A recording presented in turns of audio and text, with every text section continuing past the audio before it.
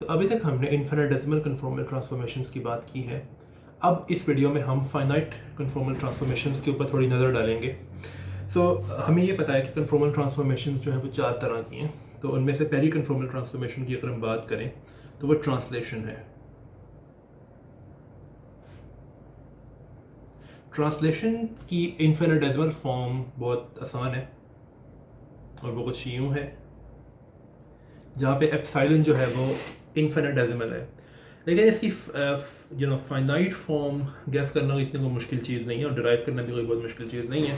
तो आप देख सकते हो कि जो फाइनाइट फॉर्म है उसमें सिर्फ ये होगा कि एक फाइनाइट वेक्टर ऐड हो जाएगा। ये ए जो है ये एक फाइनाइट वेक्टर है।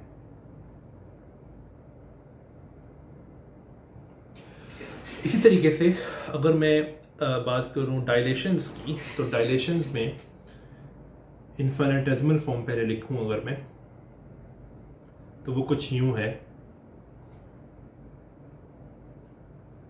राइट। और इसकी फाइनाइट फॉर्म पता करना इतना कोई मुश्किल काम नहीं है, बल्कि इसको मैं यूं नहीं लिखूंगा। बेहतर ये है कि मैं इसको यूं लिखूं, ये बेहतर है। तो इसकी फाइनाइट फॉर्म जो है वो कुछ यूं होगी कि मैं इसकी ये जो एक्सप्रेशन आ रहा है यहाँ पे, इसकी फाइनाइट फॉर्म लिखूंगा। और वो इतना मुश्किल नहीं है पता करना कि वो होना चाहिए exponential of lambda x mu, right. इसको आप ऐसे भी देख सकते हो कि अगर मैं इन्फिनिटेसिमल ट्रांसफॉर्मेशंस छोटी छोटी जो हैं वो बार बार करता जाऊँ, तो फाइनाइट ट्रांसफॉर्मेशन बनाने का जो तरीका है वो इन्फिनिटेसिमल ट्रांसफॉर्मेशंस को बार बार करना है। तो इसको आप यूँ भी देख सकते हो कि सपोज करो कि मेरे पास एक फाइनाइट नंबर है जिससे मैंने एक्स को मल्टीप्लाई करना है फाइनाइट ट्रांसफॉर्मेशन के लिए। तो इन्फिनिटेसिमल ट्रांसफॉर्मेशन बनाने का तरीका ये है कि मैं उस नंबर को डिवाइड कर दूं किसी छोटे नंबर से, बड़े नंबर से। फॉर एग्जांपल ओके, सपोज करते हैं कि मैं एक फाइनाइट ट्रांसफॉर्मेशन लेता हूं जो कि है x prime is equal to let's say l times x mu. L जो है वो एक नंबर है और ये एक फाइनाइट ट्रांसफॉर्मेशन है। इसकी इन्फिनिटेसिमल ट्रांसफॉर्मेशन बनाने का तरीका जो है वो ये हो सकता है कि मैं इसको डिवाइड कर दूं किसी बहुत बड़े नंबर से, राइट। और उसकी मैं इन्फिनिटेसिमल ट्रांसफॉर्मेशन देखूं कि क्या होगी, वो कुछ इस तरह की है। और फिर इसको मैं n टाइम्स करूं और लिमिट ले लूं n गोज टू इन्फिनिटी, तो हम देख सकते हैं कि यहाँ से एक्सपोनेंशियल निकल के आता है, राइट। इसको आप यूँ भी देख सकते हो कि 1 plus L over n power n, और फिर आप यूँ ये डिवाइड भी कर दो और ये मल्टीप्लाई भी कर दो, और फिर आप लिमिट ले लो कि n गोज टू इन्फिनिटी। तो ये जो अंदर है ब्रैकेट के, ये बनता है e, हमें बहुत अच्छे से पता है, राइट। ये बेसिक कैलकुलस से हमें पता है। तो e to the power l, तो मुझे पता ये लगता है कि मुझे यहाँ पे l मल्टीप्लाई नहीं करना चाहिए बल्कि e to the power l multiply करना चाहिए। तो दैट्स वाई एक्सपोनेंशियल आता है फाइनाइट ट्रांसफॉर्मेशंस के अंदर। एक और जो बहुत अच्छी बात है इस फाइनाइट ट्रांसफॉर्मेशन के लिए वो ये है कि अगर मैं दो डायलेशंस करता हूँ, तो फॉर एग्जांपल अगर मैं करता हूँ x mu is e to the power lambda times x mu, और फिर दूसरी डायलेशन में यूँ करता हूँ कि x mu double prime is e to the power lambda prime times x to the power mu, sorry x mu to the power x mu x prime mu. तो इसको मैं यूँ लिख सकता हूँ कि e to the power lambda prime times e to the power lambda x power mu.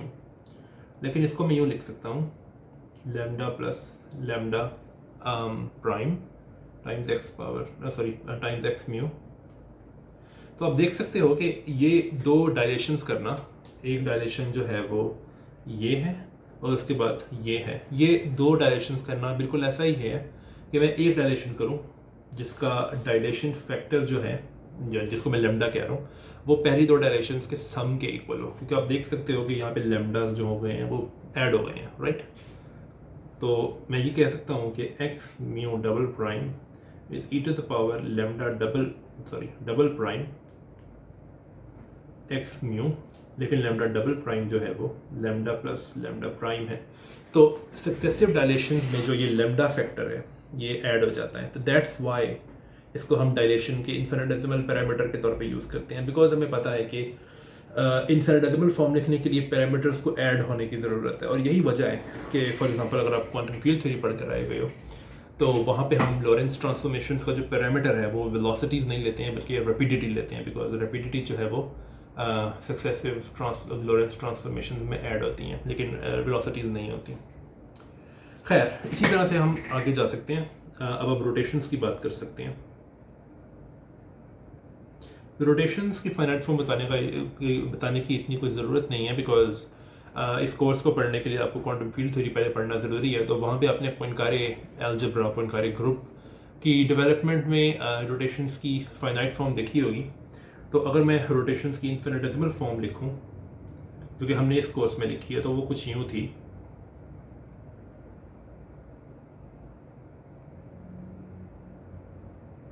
Right, جہاں پہ ایل الفا بیٹا کا جو ایکسپریشن تھا وہ میں نے دیا تھا پہلے. اس کو کوانٹم فیلڈ تھیوری میں یوں بھی لکھا جاتا ہے.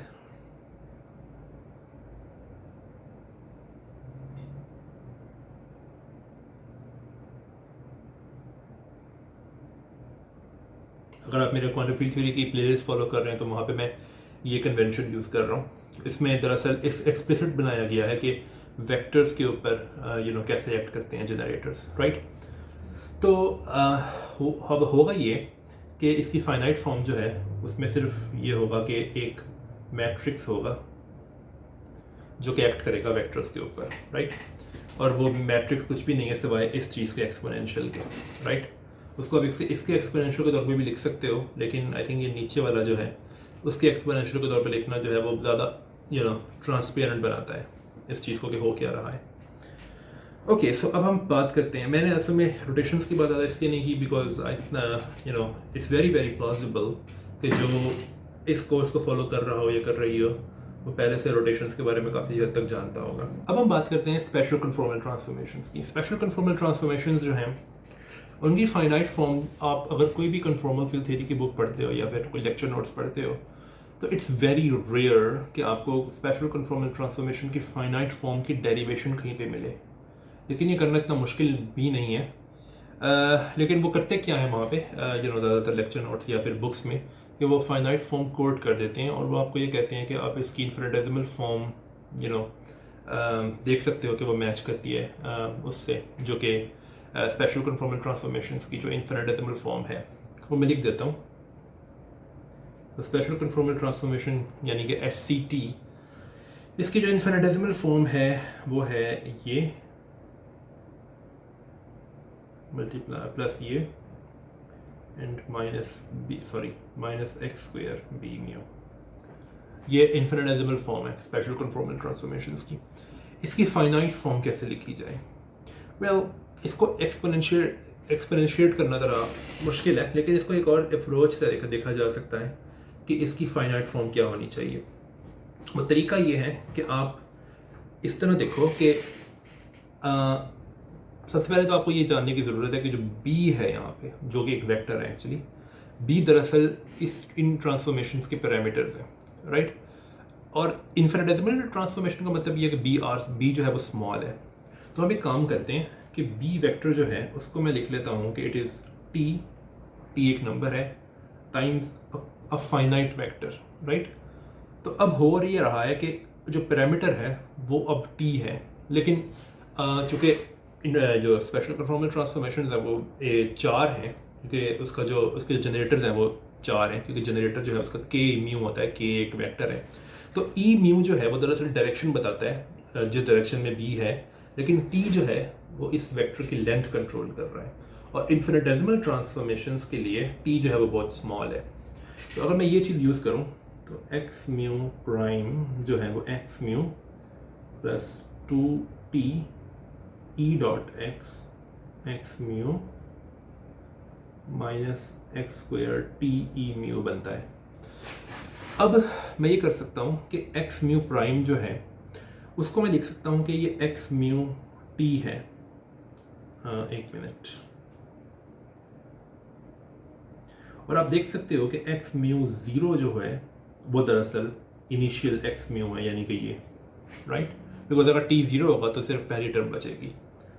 تو اب ہمارے پاس ہو یہ رہا ہے کہ ایکس میو جو ہے وہ as a function of a parameter آ رہا ہے. اب ہم ایک کام کرتے ہیں، एक और बात कि दोबारा मैं रिपीट कर दूं कि टी स्मॉल है इन्फिनिटेसिमल ट्रांसफॉर्मेशंस के लिए। हम ये देखना चाह रहे हैं कि x mu as a function of t क्या होगा जब टी बड़ा हो, जब टी स्मॉल ना हो। यही मतलब है फाइनाइट ट्रांसफॉर्मेशंस का। तो अगर मैं दोनों साइड पे डिफरेंशिएट करूं विद रिस्पेक्ट टू टी, तो मेरे पास कुछ यूं बनता है।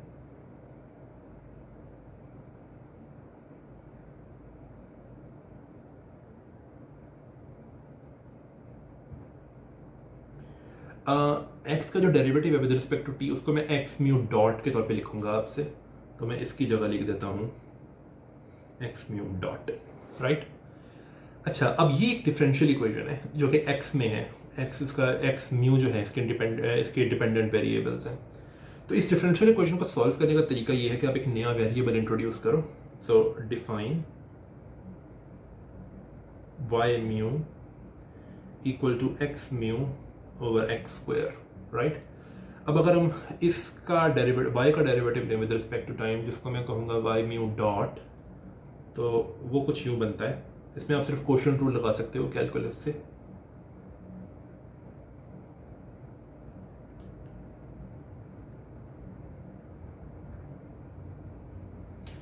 ये वाला जो डॉट है ये दरअसल डॉट प्रोडक्ट वाला है, और ये वाला जो डॉट है ये डेरिवेटिव की वजह से आया है।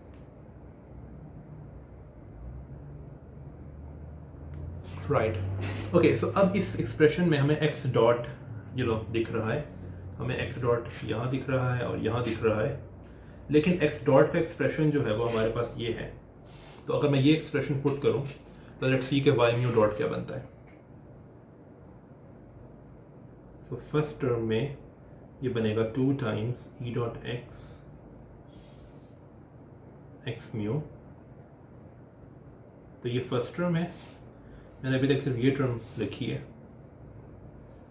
Minus 2 times 2 E dot x square minus x square E dot x mu. मैंने क्या किया है कि मैंने ये एक्सप्रेशन लिखा है, लेकिन चूंकि यहाँ पे x mu x dot x dot x है, ये यानी कि 2 डॉट्स हैं यहाँ पे। ये वाला डॉट डेरिवेटिव वाला है, ये वाला डॉट प्रोडक्ट वाला है। तो एक डॉट प्रोडक्ट भी जा रहा है एक्स के साथ, तो मैंने ये लिखते हुए डॉट प्रोडक्ट भी दे दिया है एक्स के साथ, राइट। ओके, अब आप एक चीज़ देख सकते हो कि यहाँ पे काफ़ी सिंप्लीफिकेशन हो रही है। ये चीज़ जो है ये दरअसल 2 टर्म है सिमिलर, तो 2 - 1 जो है वो 1 हो जाएगा। तो मैं ये कर सकता हूँ कि ये दूसरी टर्म भूल जाऊँ और यहाँ से 2 भी ख़त्म कर दूँ। तो हमारे पास कुछ यूँ बन रहा है कि ये एक टर्म है -2 E dot x square x mu, but वही टर्म ये भी है, और दोनों एक प्लस में है, और यानी एक के साथ प्लस लगा हुआ एक के साथ माइनस, कैंसिल हो जाएंगी दोनों, तो सिर्फ एक टर्म बचेगी और वो है ये टर्म जब इसके साथ मल्टीप्लाई होगी। तो हमारे पास बच रहा है एक्स स्क्वायर का square E mu divided by x square का स्क्वायर, लेकिन ये बनता है माइनस ई म्यू। सो हमारी डिफरेंशियल इक्वेशन जो है वो है माइनस ई म्यू। बहुत सिंप्लीफाई हो गई हमारी डिफरेंशियल इक्वेशन स्टार्ट कहाँ से हुई थी? ये कॉम्प्लिकेटेड लुकिंग डिफरेंशियल इक्वेशन थी, लेकिन ये कितनी सिंप्लीफाई हो गई है इस वेरिएबल चेंज के बाद, बहुत सिंप्लीफाई हो गई है। और हमें याद रखने की ज़रूरत है कि y जो है वो फंक्शन है t का, तो as a function of t। तो इस डिफरेंशियल इक्वेशन को सॉल्व करना तो बहुत ही आसान है। ये एक कांस्टेंट आएगा यहाँ पे, ये इंटीग्रेशन कांस्टेंट है, लेकिन आप देख सकते हो कि अगर t 0 हो तो फिर ये जो भी कांस्टेंट होता है यहाँ पे वो y म्यू 0 के इक्वल हो जाता, तो मैंने इसको y म्यू 0 लिख दिया है। ओके, अब हमें पता है कि y म्यू जो है वो x mu over x square के इक्वल है। तो मैं ये चीज़ यहाँ पे भी लगाऊंगा और यहाँ पे भी लगाऊंगा। सो हमारे पास कुछ यूँ बनता है x mu t over x square t equal to x mu 0 over x square 0 minus t times e mu. अब दो तीन चेंजेस मैं यहाँ पे करूँगा। पहली चीज़ तो ये कि मैंने पहले ये किया था कि मैंने एक्स प्राइम को एक्स टी लिख दिया था, तो अब मुझे एक्स टी लिखने की कोई ज़रूरत नहीं है, अब मैं एक्स प्राइम लिख सकता हूँ वापस। और ये फाइनाइट ट्रांसफॉर्मेशन के बाद है, राइट, क्योंकि यहाँ पे टी जो है वो कुछ भी हो सकता है, टी स्मॉल होने की कोई ज़रूरत नहीं है। तो ये फाइनाइट ट्रांसफॉर्मेशन के बाद जो एक्स बनता है एक्स प्राइम, वो है ये वाला एक्स प्राइम। और एक्स ज़ीरो लिखने की कोई ज़रूरत नहीं है, आप सिंपली एक्स लिख सकते हो। और मैंने पीछे ये लिखा था कि b is equal to t e mu, right, तो मैं ये भी अब यूज़ करता हूँ यहाँ पे, तो ये बनता है b म्यू। तो ये है स्पेशल कन्फॉर्मल ट्रांसफॉर्मेशंस की फाइनाइट फॉर्म।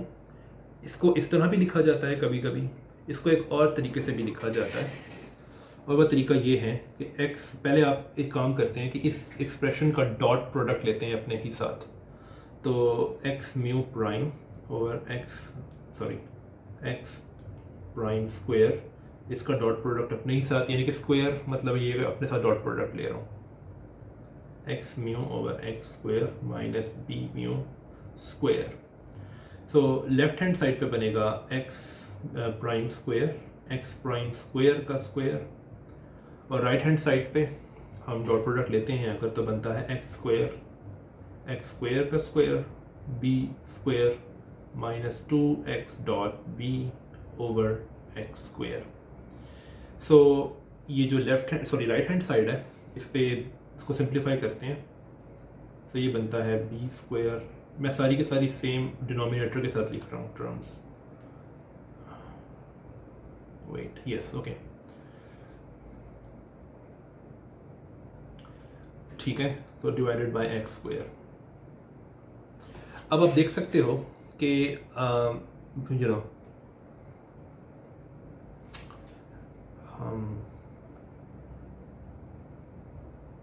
ओके, सो ये लेफ्ट हैंड साइड पे अगर आप देख सकते हो कि यहाँ पे ये कैंसलेशन हो रही है, तो हमारे पास ये आएगा x prime square x square plus b square x square minus 2x dot b over x square. तो इसका मतलब ये है कि एक्स प्राइम स्क्वायर जो है वो है x square divided bye x square plus 1 minute, I think एक मिस्टेक है, या सॉरी, यहाँ पे भी कैंसलेशन हो रही है इससे, सॉरी, इस पूरे की कैंसलेशन होगी, तो यहाँ पे एक्स स्क्वायर नहीं, यहाँ पे 1 आएगा, या सॉरी, ओके, सो इसको मैं ज़रा कन्वेंशनल फॉर्म में लिखता हूँ, तो ये 2x डॉट बी वाली टर्म बीच में लिखता हूँ, एक्स स्क्वायर बी स्क्वायर। सो मेरे पास एक्स प्राइम स्क्वायर का फॉर्मूला आ गया। अब अगर मैं दोबारा जाऊँ इस फॉर्मूला पे, इस रिलेशन पे, तो मैं इसको यूँ लिख सकता हूँ कि x prime mu, x prime square x mu over x square minus b mu. So यहाँ पे आप कोट कर सकते हो ये वाला फॉर्मूला कि एक्स प्राइम स्क्वायर जो है वो इसके इक्वल है, तो आपके पास बनेगा एक्स स्क्वायर ओवर 1 माइनस, अच्छा इसमें चलो अभी नहीं करते, बाद में करेंगे, 1 minus 2 times x dot b x square b square, और ये मल्टीप्लाई हो रहा है इस सब से, राइट। इसको लिखने का तरीका ये है कि it's x mu minus x square b mu 1 minus 2 times x dot p plus x square b square. तो आप लिख सकते हो कि x mu prime is 1 minus, sorry, x mu minus this thing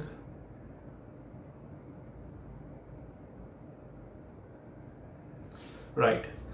so ये है finite form special conformal transformations के। अब हमने स्पेशल कन्फॉर्मल ट्रांसफॉर्मेशन समेत तमाम की तमाम ट्रांसफॉर्मेशंस जो हैं उनकी फाइनाइट फॉर्म देख लिए। तो अब मैं एक और टॉपिक डिस्कस करना चाहता हूँ इस वीडियो में, और वो टॉपिक ये है कि हम ये क्वेश्चन पूछ सकते हैं कि वो कौन सी क्वांटिटीज़ हैं जो कि इनवेरिएंट होंगी कन्फॉर्मल ट्रांसफॉर्मेशंस के अंदर, तमाम कन्फॉर्मल ट्रांसफॉर्मेशंस के अंदर।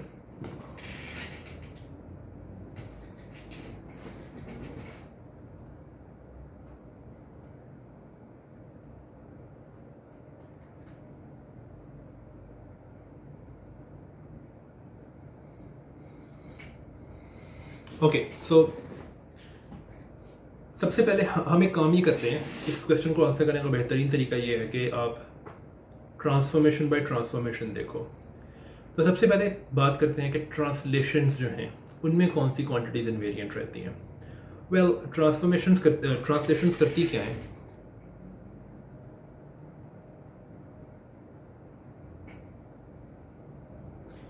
ट्रांसलेशन ये करती हैं कि वो फाइनाइट ट्रांसलेशंस की बात कर रहा हूँ मैं, तमाम फाइनाइट ट्रांसफॉर्मेशंस की बात करूँगा कि वो एक वेक्टर ऐड कर देती हैं।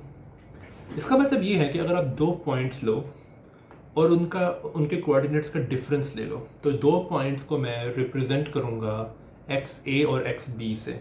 सो एक्स ए ये एक पॉइंट है और एक्स बी ये दूसरा पॉइंट है, राइट। सो इनके कोऑर्डिनेट्स का अगर मैं डिफरेंस लूँ, राइट, तो देखो कि जब ये चेंज होते हैं, यानी कि प्राइम्ड वर्जन्स इनके जो होंगे वो किस तरह के होंगे। तो एक्स ए प्राइम म्यू जो है वो कुछ यूँ बनेगा। अच्छा, इस ए का इस ए से कोई मैं बल्कि चेंज कर देता हूँ इसका नाम, इसको मैं क्या करूँ, यू नहीं बल्कि डब्ल्यू यू कर देता हूँ। तो ये एक वेक्टर है सिर्फ, कुछ भी नहीं है। और W you minus x b mu minus W you, लेकिन डब्ल्यू यू कैंसिल हो जाएंगे, तो इसका मतलब है कि ये इनवेरिएंट है। इसका मतलब है कि ये इनवेरिएंट है। प्राइम्ड कोऑर्डिनेट्स में भी वही है जो कि पहले था।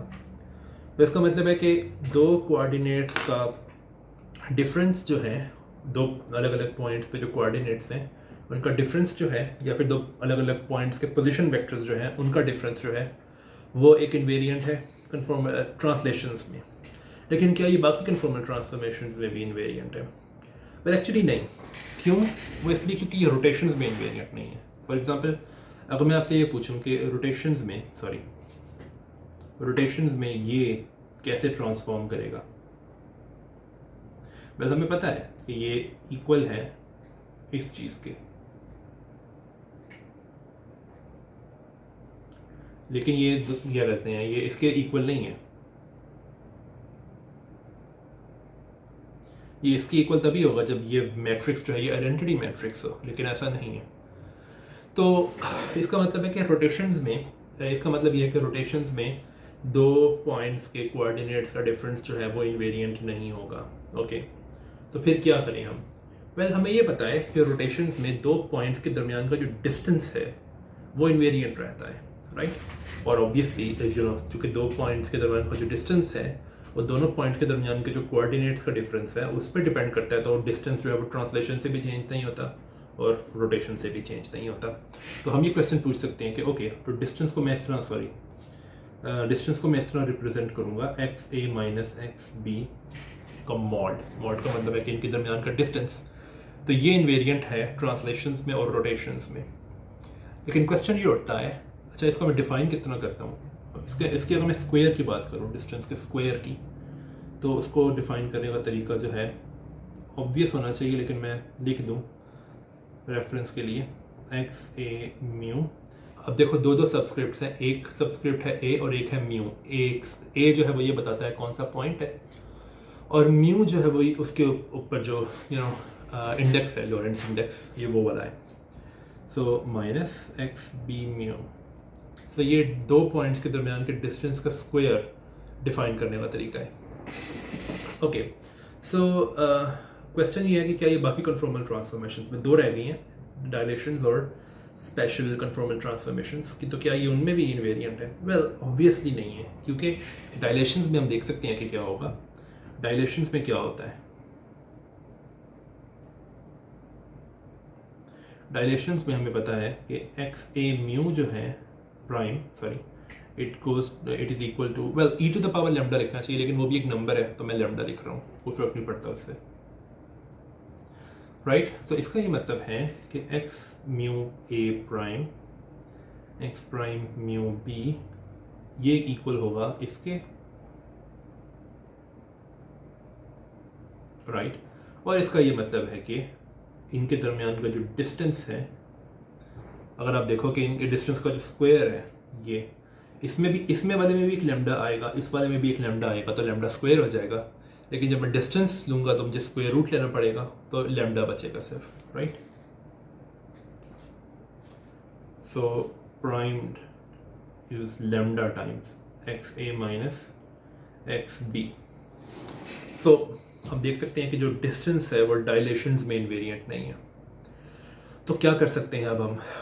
उसका एक तरीका ये है कि हम ये कर लें कि हम दो से ज़्यादा पॉइंट्स लेते हैं, या कोई भी दो या तीन या चार, कोई जितने मर्जी पॉइंट्स लें, और उनमें से ना हम डिस्टेंसेस के रेशियोज लेना शुरू करें। तो मैं 4 पॉइंट्स इंट्रोड्यूस करता हूँ, वो चारों पॉइंट्स में से 2 पॉइंट्स सेम भी हो सकते हैं वैसे। तो 4 पॉइंट्स इंट्रोड्यूस करते हैं, एक्स ए, एक्स बी, एक्स सी और एक्स डी, राइट। और मैं ये क्लेम कर रहा हूँ कि ये जो चीज़ है ये डायलेशंस में इनवेरिएंट है। वो क्यों? वो इसलिए क्योंकि होगा कुछ यूं के ऊपर भी लेमडा आएगा और नीचे भी लेमडा आएगा, लेकिन लेमडा कैंसिल हो जाएगा, राइट। तो ये चीज़ जो है, ये रेशियो जो है ये डायलेशंस में इनवेरिएंट है। अब मसला सिर्फ रह गया स्पेशल कन्फॉर्मल ट्रांसफॉर्मेशंस का। तो स्पेशल कन्फॉर्मल ट्रांसफॉर्मेशंस में क्या ये चीज़ इनवेरिएंट है? ये पता करने के लिए थोड़ा वर्क करना पड़ेगा, और हम वो करते हैं अभी, और हम देखेंगे कि आंसर है no. So what about special conformal transformations?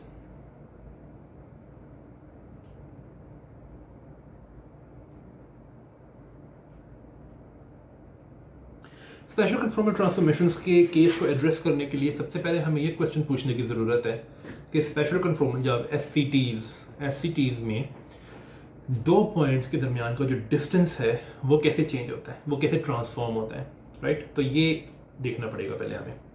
तो सबसे पहले तो मैं ये लिखूँगा कि एक पॉइंट जो है ए कर लो उसको, ये ट्रांसफॉर्म कुछ यूँ होता है,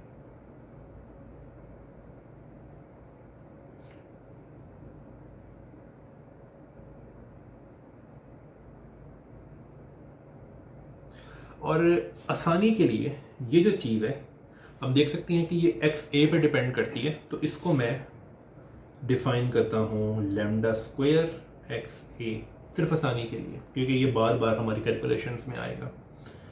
सो इसको मैं यूँ भी लिख सकता हूँ कि x mu prime a is equal to, तो x mu prime a is x mu a minus b mu x a square over lambda square x a. इसी तरीके से अगर कोई दूसरा पॉइंट हो बी, तो वो ट्रांसफॉर्म कुछ यूं होगा, और इन 2 बीज में कंफ्यूज नहीं होना, एक बी जो है वो सब्सक्रिप्ट है और एक बी जो है वो यू नो पैरामीटर वेक्टर है, राइट। तो यहाँ पे आएगा x lambda square x b. तो इनका डिफरेंस लेते हैं,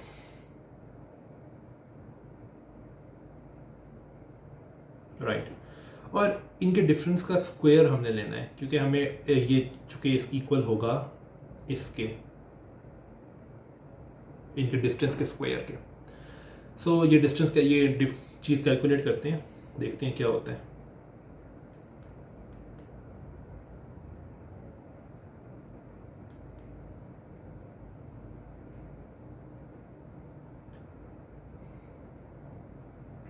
सॉरी,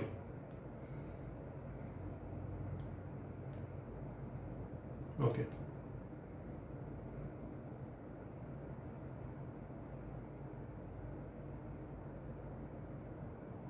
तो इसका स्क्वायर हमें कैलकुलेट करना है, यानी कि स्क्वायर का मतलब है कि अपना डॉट प्रोडक्ट अपने ही साथ। तो इसमें सबसे पहले तो हम ये वाली चीज़ लेते हैं और इसका डॉट प्रोडक्ट, यानी कि ये वाली चीज़ का मतलब है ये पूरी फ्रैक्शन जो है, और इसका डॉट प्रोडक्ट अपने ही साथ ले लेते हैं। तो देखते हैं हमारे पास क्या आता है। हमारे पास आएगा एक्स ए स्क्वायर एंड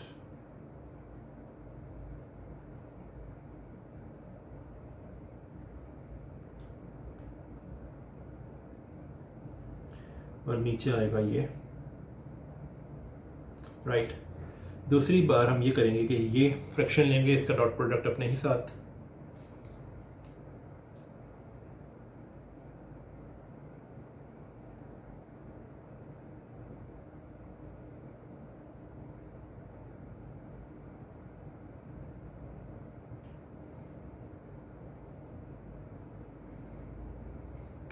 और लास्ट चीज़ ये होगी कि हम -2 टाइम्स इन दोनों का डॉट प्रोडक्ट लेंगे एक दूसरे के साथ, राइट।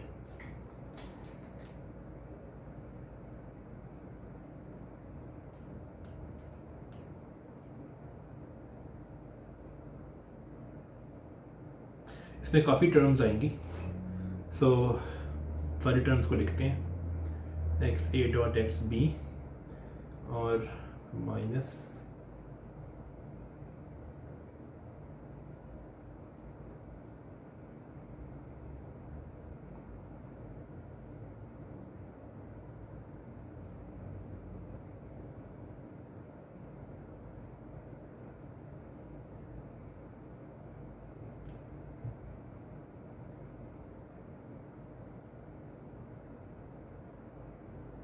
राइट। तो ये सारी की सारी टर्म्स आ रही हैं। अच्छा, अब हमने क्या करना है कि हम कुछ टर्म्स को एक साथ लिखेंगे। तो हम ये वाली टर्म्स लेते हैं जिसमें एक्स ए स्क्वेयर है। तो एक तो वो ये टर्म है, एक ये है और एक ये है, लेकिन एक और टर्म है और वो है ये वाली। लेकिन आप ये देख सकते हो कि जितनी भी टर्म्स इस ब्रैकेट के अंदर हैं उनके साथ ये 2 का फैक्टर लगा हुआ है। लेकिन जब हम ये वाली टर्म लेंगे ना, उसमें से हम सिर्फ एक लेंगे, क्योंकि ये टर्म 2 दफ़ा है 2 के फैक्टर की वजह से, लेकिन हम सिर्फ एक लेंगे इनमें से। ये मैं आपको समझ आ जाएगी अभी कि मैं क्यों कर रहा हूँ ऐसे। ओके, सो इन टर्म्स को एक साथ लिखते हैं। तो एक्स ए स्क्वायर कॉमन ले लेते हैं और फिर ये वाली दो ऊपर वाली दो टर्म्स, यानी कि ये वाली और ये वाली टर्म। सो 1 - 2 और नीचे उसके ये आएगा। उसके अलावा ये टर्म जो कि आ रही है +2 times b dot x b divided by lambda square x a lambda square x b, और माइनस, जैसे कि मैंने कहा मैं सिर्फ एक लूँगा इनमें से, तो वो होगा b स्क्वायर और एक्स बी स्क्वायर। बल्कि इन दोनों को मैं एक साथ लिख लेता हूँ, एक मिनट।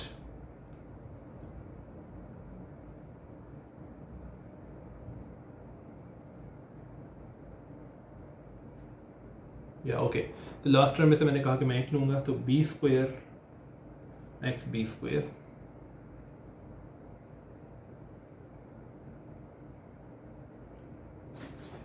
राइट। सो हमारे पास अभी पहली ये टर्म बनी है जिसमें एक्स ए स्क्वायर है।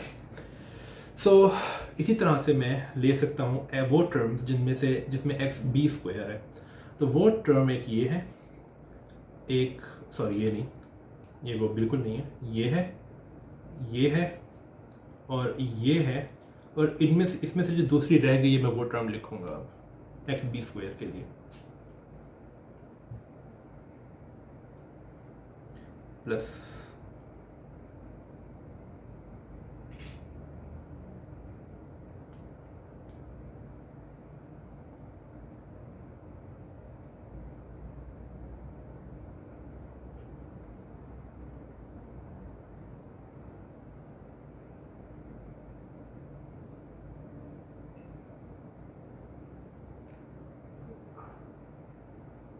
One minute,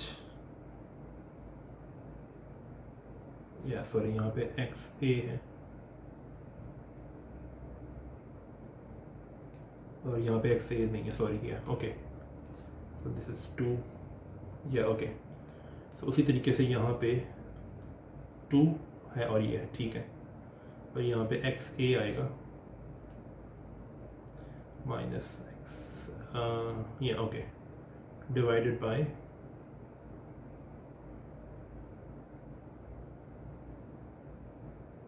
okay. अब हमारे पास कुछ टर्म्स रह गई हैं, इनमें से एक तो ये टर्म है, एक ये टर्म है और एक ये टर्म है, राइट। ये टर्म पूरी हो चुकी है, अब इसको देखने की ज़रूरत नहीं है। सो ये जो रह गई हैं टर्म्स, इनको मैं अनसर्कल कर देता हूँ ताकि देखना आसान हो। तो इन टर्म्स को लिखते हैं अब।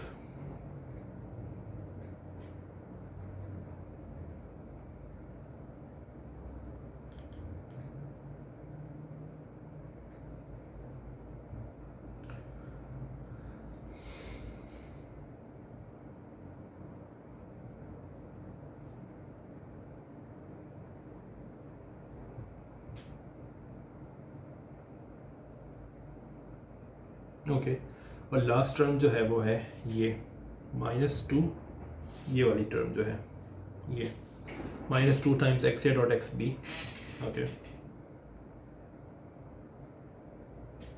Divided by this thing, right. Okay, अब हम थोड़े ट्रिक्स लगाने शुरू करते हैं। पहली चीज़ तो ये, आप ये टर्म देखो, ये वाली टर्म, यहाँ पे हम एक थोड़ी सी मैनिपुलेशन करते हैं। हम एक काम ये करते हैं कि ये जो प्लस है ना, इसको हम माइनस कर देते हैं, उसकी वजह से एक माइनस न्यूमरेटर में चला जाएगा, तो वो यूँ हो जाएगा।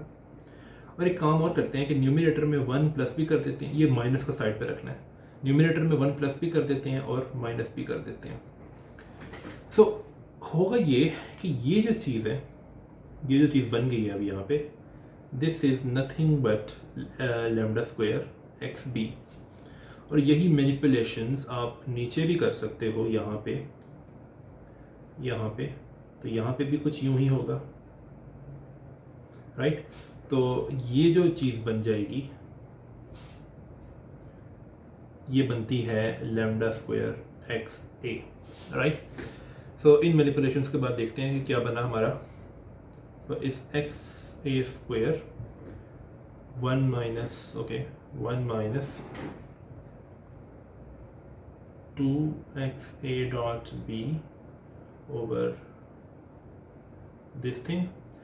अब यहाँ पे दो टर्म्स हैं, एक होगी ये माइनस और ये माइनस जो है ये मिलके 1 हो जाएगा, और 1 ओवर ये सारा आएगा हमारे पास, सो +1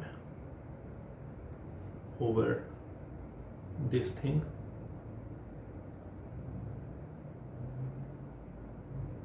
राइट। ओके, और दूसरा जो चीज़ होगी वो हमारे पास होगी कि ये वाला जो माइनस है, वो जब आप ये चीज़ देखोगे, ये चीज़ क्या बन रही है, तो चूँकि ऊपर वाला जो है वो लैम्डा स्क्वायर एक्स बी है, तो वो लैम्डा स्क्वायर एक्स बी जो है वो इस लैम्डा स्क्वायर एक्स बी को कैंसिल कर देगा, तो आपके पास सिर्फ 1 ओवर लैम्डा स्क्वायर एक्स ए रह जाएगा, तो एक माइनस भी साथ में आएगा। सो लेट्स सी कि क्या बनता है। हमारे पास आएगा -1 ओवर लैम्डा स्क्वायर एक्स ए, राइट। ओके, सो यही चीज़ आप देख सकते हो कि यही आप सारा काम देखोगे कि ये एक्स बी स्क्वायर वाले में होगा, यानी कि इस सारे के सारे सिस्टम में भी यही कुछ होगा। सो इसमें आप देख सकते हो कि आपके पास बनेगा, आप चेक कर सकते हो एक्सरसाइज के तौर पे।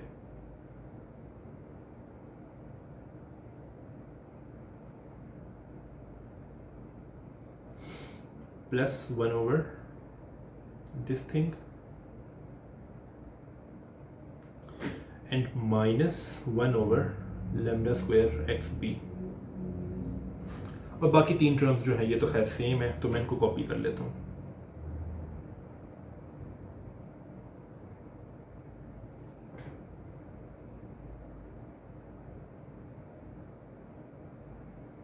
बाकी 3 टर्म्स सेम है। अच्छा, अब एक काम करते हैं कि ये जो है ये वाली टर्म, इसमें मैं न्यूमरेटर में भी lambda square x A multiply कर देता हूँ और डिनोमिनेटर में भी। सो उससे क्या होगा, तो यह बनेगा लैम्डा स्क्वायर एक्स ए और लैम्डा पावर 4 नीचे आ जाएगी। लेकिन अब एक काम देखते हैं कि ये जो है और ये, इनका सम क्या बनता है। यानी कि सिर्फ मैं कह ही रहा हूँ कि मैं अगर इसको थोड़ी देर के लिए इग्नोर कर दूँ और देखूँ कि बाकी सब कुछ क्या बन रहा है ब्रैकेट के अंदर, तो इसको मैं ज़रा साइड पे करके देखता हूँ कि क्या बन रहा है। So 1 minus x a dot b plus lambda square x a, और इन सब का आप देख सकते हो कि डिनोमिनेटर सेम है, मैंने जानबूझ कर डिनोमिनेटर सेम किया है, तो इसका भी लैम्डा पावर 4 है, ऊपर वाले का भी लैम्डा पावर 4 है। तो ये देखते हैं क्या बनता है। तो 1 मिनट, ये सॉरी माइनस है यहाँ पे, minus, so 1 minus this thing. अब आप लैम्डा स्क्वायर एक्स ए का एक्सप्रेशन यूज़ कर सकते हो, -1 + 2 x a dot b minus b square x a square divided by this. लेकिन ये कैंसिल होता है इससे, ये कैंसिल होता है इससे, और आपके पास बन जाता है -b square x a square times this, right. इसका मतलब ये हुआ कि मैं इसको भूल जाऊँ, और इसको भी भूल जाऊँ, तो इनका जो हासिल है हमारे पास वो बन रहा है minus b square x a square lambda power 4 x A, right. यही चीज़ आप देख सकते हो यहाँ पे होगी, यहाँ पे आएगा minus b square x b square lambda power 4 x b, right. लेकिन आप देखो कि ये पहली वाली टर्म जो है ये वाली, जब ये इससे मल्टीप्लाई होगी तो ये देगी minus b square x a square का square divided by lambda power 4 A, but minus में है ये वाला माइनस इसके साथ लगा हुआ है ये वाला, राइट। तो ये जो है ये कैंसिल हो जाएगी इस टर्म से, ये दोनों सेम है, राइट। इसी तरह से ये वाली टर्म कैंसिल हो जाएगी इससे, राइट। तो हमारे पास बचेगा क्या वो देखते हैं।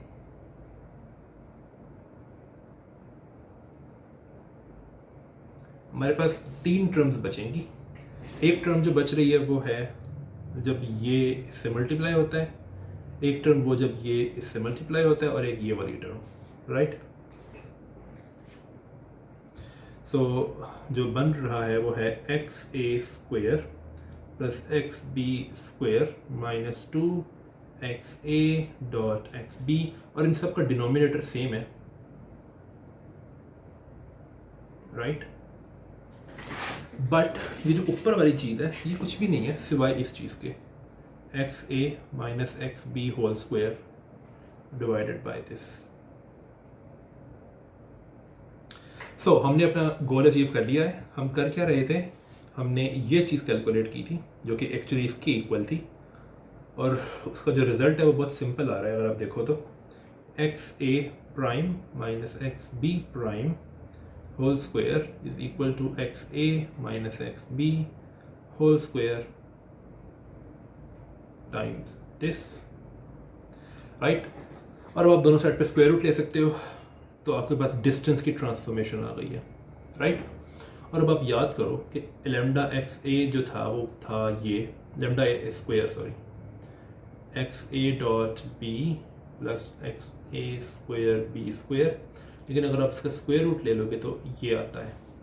इसका मतलब ये है कि अगर आपको डिस्टेंस की ट्रांसफॉर्मेशंस देखनी है तो ओरिजिनल डिस्टेंस जो है वो डिवाइड हो जाएगा इस फैक्टर और इस फैक्टर के साथ, और इस फैक्टर की डेफिनेशन जो है वो ये है। अगर आपको लेमडा एक्स बी चाहिए तो एक ही जगह बी लगा दो, एक ही जगह बस बी लगा दो, तो आपके पास ट्रांसफॉर्मेशन आ जाएगी।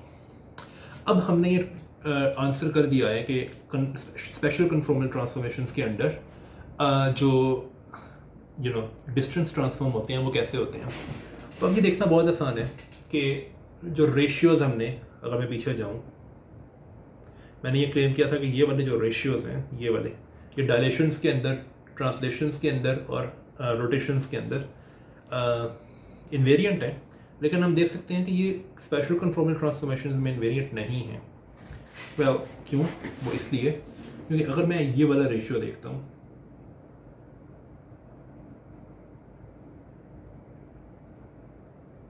तो इसकी ट्रांसफॉर्मेशन जो है वो कुछ यूँ है, x a minus x b lambda x a lambda x B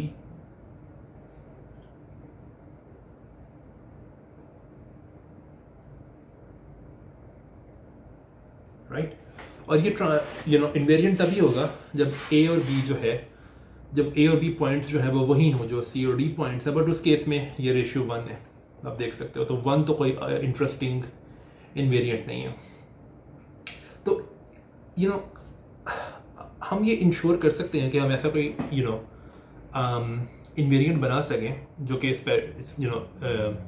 special conformal transformations में भी इन्वेरिएंट हो। हमें करना सिर्फ ये है कि हमने रेशियोज़ के प्रोडक्ट्स देखने हैं, लेकिन इस तरह करना है कि जो पॉइंट न्यूमरेटर्स में कहीं पे आया है वो डिनोमिनेटर में भी आ जाए। फॉर एग्जांपल, अगर मैं आपसे कहूँ कि ये एक रेशियोज़ का प्रोडक्ट है,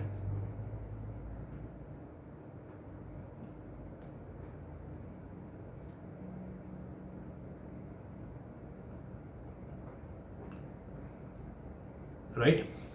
तो आप देख सकते हो कि इसकी अगर मैं प्राइम्ड फॉर्म देखूं तो वो क्या है, वो है x1 और बाकी सारी लिखता हूँ मैं.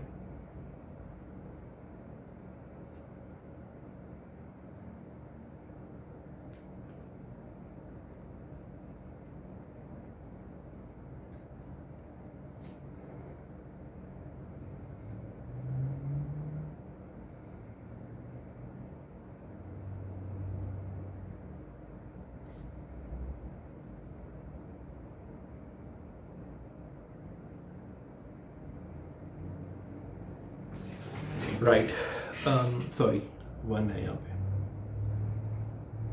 या ओके, अब आप एक चीज़ देख सकते हो कि ये यहाँ पे कैंसिल हो जाता है, ये यहाँ पे कैंसिल होता है, ये यहाँ पे कैंसिल होता है और ये यहाँ पे, और ये जो है ये इन्वेरिएंट है हमारे पास एक.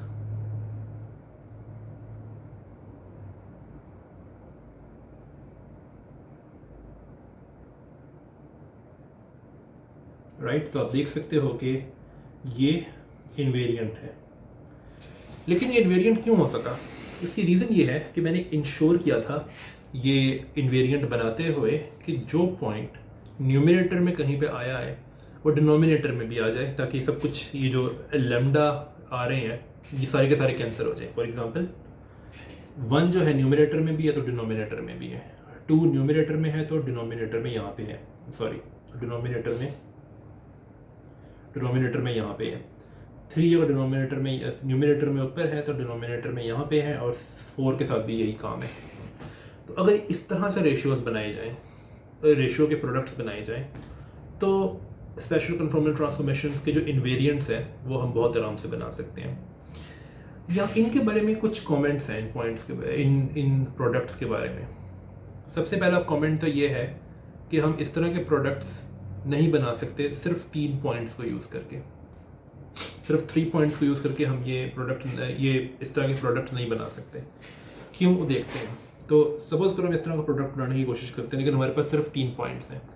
तो पहले हम कोई 2 पॉइंट्स चुन लेते हैं, लेकिन यहाँ पे नीचे मैं या तो 2 चूज़ कर सकता हूँ, लेकिन उसके साथ या तो मैं 1 चूज़ कर सकता हूँ, लेकिन वो तो फिर बिल्कुल ही कैंसिल होकर 1 हो जाएगा. तो मैं तीसरा पॉइंट चूज़ कर लेता हूँ. ओके, तो अब 2 जो है वो ऊपर और नीचे दोनों जगह आ चुका है. अब 3 चूँकि नीचे आया हुआ है तो 3 को 1 ऊपर भी आना पड़ेगा, माइनस समथिंग हमें नहीं पता वो क्या है, और 1 चूँकि ऊपर आ चुका है तो 1 को नीचे भी आना पड़ेगा.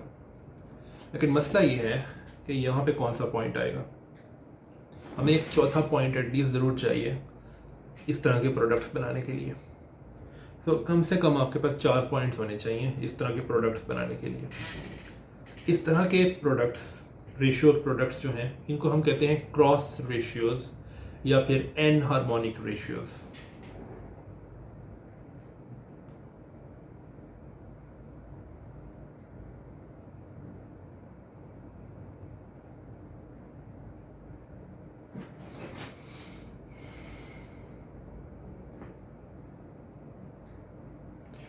अब आप ये क्वेश्चन पूछ सकते हो कि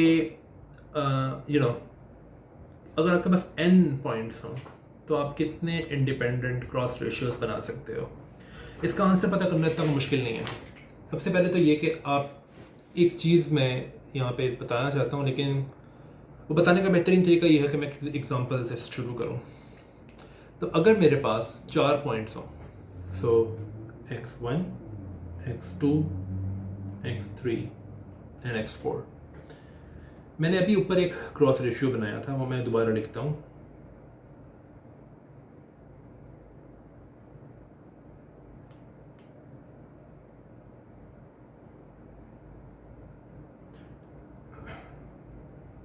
आप देख सकते हो कि परफेक्टली रीजनेबल क्रॉस रेशियो है.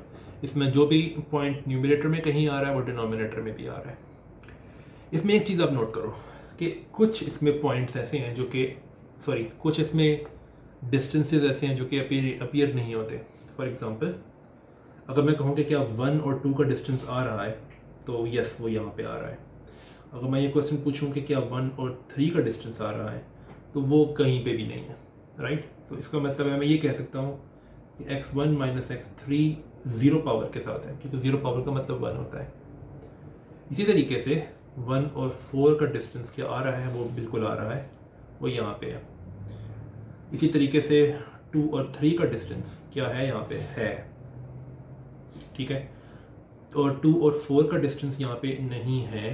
तो इसका मतलब ये है कि मैं ये भी लिख सकता हूँ कि 2 और 4 का जो डिस्टेंस है उसकी पावर भी 0 है। 3 और 4 का डिस्टेंस रह गया, वो यहाँ पे है। तो बताना मैं ये चाह रहा हूँ कि जितने भी पॉसिबल डिस्टेंसेस आप बना सकते हो उनकी पावर या तो 1 हो सकती है, इसका मतलब ये है कि वो न्यूमरेटर में आई है, या तो -1 हो सकती है, इसका मतलब ये होगा कि वो डिनोमिनेटर में आई है डिस्टेंसेस। फॉर एग्जांपल अगर मैं इस डिस्टेंस की बात करूँ x2 - x3, तो इसकी पावर -1 है क्योंकि ये डिनोमिनेटर में आ रहा है। या तो फिर ये हो सकता है कि उस डिस्टेंस की पावर 0 हो, जैसे कि इन दोनों डिस्टेंसेस की पावर 0 थी। अब सपोज करो कि आपके पास n पॉइंट्स हैं, सो आपके पास n पॉइंट्स हैं x1 x2 until xn, ठीक है। क्वेश्चन ये है कि आप कितने डिस्टेंसेस बना सकते हो। वेल ये बहुत आसान है कोई आंसर करना, क्योंकि आपको n में से 2 पॉइंट्स चूज़ करने हैं डिस्टेंस बनाने के लिए। तो टोटल डिस्टेंसेस जो आप बना सकते हो वो है n choose 2, राइट, जिसका फॉर्मूला हमें पता है कि वो n × n - 1 डिवाइड बाई 2 है। लेकिन हम ये चीज़ देख सकते हैं कि अगर हम कोई एक पॉइंट लें, फॉर एग्जांपल अगर मैं इसी एग्जांपल में रहूं, और उससे पहले मैं एक और चीज़ डिफाइन कर दूं कि मैं xi - xj को कहूँगा rij, ठीक है। और चूँकि हमें पता है कि डिस्टेंस जो xi से xj का है तो वही डिस्टेंस xj से xi का है, तो ओवर काउंटिंग को अवॉइड करने के लिए मैं हमेशा ये अज्यूम करूँगा कि i is less than j, right. तो मेरी ट्रीटमेंट में r12 तो आएगा, लेकिन r21 कभी नहीं आएगा क्योंकि 2 जो है वो बड़ा है 1 से। हम जानते हैं ये दोनों सेम है, तो ये दोनों डिस्टेंस को मैं डबल काउंट नहीं करना चाहता। ओके, अब फॉर एग्जांपल मैं 1 की बात करता हूँ, पॉइंट 1 ले लेता हूँ। सो 1 जो है वो एक दफ़ा ऊपर आ गया, ठीक है, तो एक दफ़ा ये नीचे भी आ गया। मैं ये कह सकता हूँ कि 1 जिन जिन डिस्टेंसेस में इन्वॉल्वड है उन डिस्टेंसेस की पावर्स को अगर मैं ऐड करना शुरू करूँ तो देखते हैं क्या बनता है। तो पहले तो 1 आया ऊपर, जो कि जिस केस में पावर आई 1, ओके। दूसरे केस में 1 आया यहाँ पे नीचे, जिस केस में पावर जो आ गई वो है -1। और तीसरा केस जो है वो ये है कि 1 जो है वो यहाँ पर आया जहाँ पे पावर 0 है, 0, तो पावर्स का सम जो है वो 0 है। तो ये देखना आसान है कि किसी भी पॉइंट के लिए जिन जिन डिस्टेंसेस में वो पॉइंट आया है उनकी पावर्स का जो सम है वो 0 होना चाहिए। क्यों? क्योंकि या तो वो पावर 0 होगी, जैसे कि अभी तीसरी मैंने लिखी है पावर 0, या तो उसकी पावर 1 या -1 होगी। लेकिन जितनी बार वो ऊपर आना चाहिए न्यूमरेटर में उतनी ही बार नीचे आना चाहिए ताकि कैंसलेशन हो सके। इसका मतलब है कि जितनी बार 1 आएगा पावर्स में उतनी बार -1 आना चाहिए। तो सम अगर मैं करूँगा तो 0 होगा, राइट। तो अब अगर मेरे पास n पॉइंट्स हैं तो मैं ये कर सकता हूँ कि जो rij डिस्टेंस है उसकी पावर को मैं रिप्रेजेंट करूँगा μij से, राइट। फॉर एग्जांपल अगर मैं यहाँ पे देखूँ तो ये जो है x1 x2 ये जो है ये है r12, और μ12 जो है वो 1 है क्योंकि ये डिस्टेंस जो है ये न्यूमरेटर में आया है यहाँ पे, राइट। तो पावर को मैं μ12 से रिप्रेजेंट करूँगा। अब मेरा क्लेम ये है कि पावर्स एक फिक्स्ड पॉइंट के लिए, जैसे आप फॉर एग्जाम्पल आप i को फिक्स कर दो, राइट। तो ith पॉइंट के लिए जिन जिन डिस्टेंसेस में वो आया है उन सब की पावर्स का सम 0 है। तो मैं ये लिख सकता हूँ कि μij सम करो जब j जो है, अच्छा रुको, बल्कि इसको पहले यूँ लिखते हैं ji, क्योंकि मैंने कहा था कि जो भी पहले आएगा वो छोटा है, जो बड़ा बाद में आएगा वो बड़ा है, राइट। सो इस केस में j जो है वो जा सकता है 1 से लेके, लेकिन i से छोटा होना चाहिए तो i -1 तक, प्लस वो केसेस जिसमें i छोटा है तो अब j जो है वो i से बड़ा होगा हमेशा, i+1 से n तक। तो ये जो सम है, ये मैंने असल में सम कंस्ट्रक्ट किया है तमाम पावर्स का जिसमें ith पॉइंट आता है, क्योंकि आप देख सकते हो कि समेशन j पे हो रही है, i पे नहीं हो रही, तो ये ith पॉइंट के लिए है। तो ये पावर्स का सम जो है वो 0 होना चाहिए, राइट। अब पॉइंट्स कितने हैं हमारे पास? हमारे पास पॉइंट्स n है, तो ये इस तरह की इक्वेशन n पॉइंट्स के लिए हमारे पास होगी, राइट। हमारे पास n इक्वेशंस हैं, एक तरह से आप ये कह सकते हो। तो हमारे पास टोटल नंबर ऑफ डिस्टेंसेस जो हैं जो हम चूज़ कर सकते हैं वो n चूज़ 2 हैं, लेकिन जो कंस्ट्रेंट्स हैं हमारे पास वो n है, क्योंकि हमारे पास n इक्वेशंस हैं जो कि हमें सेटिस्फाई करने की ज़रूरत है। तो हमारे पास जो टोटल नंबर ऑफ रेशियोज आ सकते हैं वो हैं ये, राइट। लेकिन इसका जो फॉर्मूला है वो हमें पता है कि वो ये है -n, so this is n square minus n minus 2n divided by 2। तो इसको मैं लिख सकता हूँ n into n minus 3 divided by 2। इसका मतलब ये है कि अगर हमारे पास n पॉइंट्स हैं तो आप इतने क्रॉस रेशियोज बना सकते हो, और आप देख सकते हो इस फार्मूला से कि अगर n 3 है तो 0 रेशियोज आप बना सकते हो, बिकॉज इसमें n-3 आ रहा है। इसको एक चीज़ के लिए हम टेस्ट कर सकते हैं कि अगर हमारे पास 4 पॉइंट्स हो तो हम बना सकते हैं 4 into 4 minus 3 divided by 2, यानी कि 2 क्रॉस रेशियोज। तो वो 2 क्रॉस रेशियोज तो हम बना सकते हैं बहुत आराम से। एक क्रॉस रेशियो वो है जो कि कुछ यूं होगा,